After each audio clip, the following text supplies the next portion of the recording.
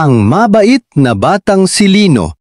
Sa isang maliit na baryo, may isang batang lalaki na ang pangalan ay Lino. Siya ay kilala sa kanilang lugar bilang masipag at mabait. Tuwing umaga, tumutulong siya sa kanyang nanay sa pagwalis ng bakuran at pagdidilig ng mga halaman. Isang araw habang papunta sa tindahan si Lino para bumili ng tinapay, may nakita siyang tandang na naipit ang paa sa isang kawayan. Agad niya itong nilapitan at maingat na tinanggal ang paa ng tandang. "Huwag kang matakot, tutulungan kita," sabi ni Lino. "Salamat batang mabait," sabi ng tandang na biglang nagsalita. Nagulat si Lino. "Nagsalita ka?" Tumawa ang tandang. "Oo, ako ay isang mahiwagang tandang. Dahil sa kabutihang loob mo, may gantimpala ka. Humiling ka ng isang bagay." Nag-isip si Lino.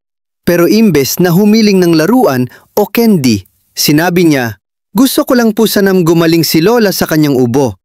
Napanghiti ang tandang. "Isang napakabuting hiling. Pag-uwi mo, masigla na si Lola mo." At totoo nga, pag-uwi ni Lino, nakatayo na si Lola at naghahanda ng merienda. "Lino, gusto mo ba ng suman?" Napanghiti si Lino at tumakbo papunta kay Lola. "Lola! Ang saya ko po at magaling na kayo." Niyakap siya ni Lola ng mahigpit. "Salamat sa pag-aalala, apo. Bigla na lang nawala ang aking ubo kanina. Parang may hima lang nangyari."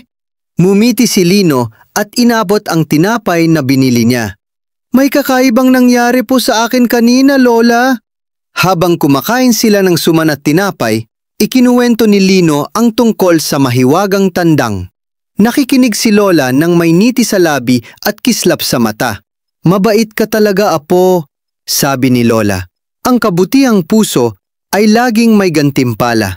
Simula nun, mas lalo pang naging masipag at matulungin si Lino.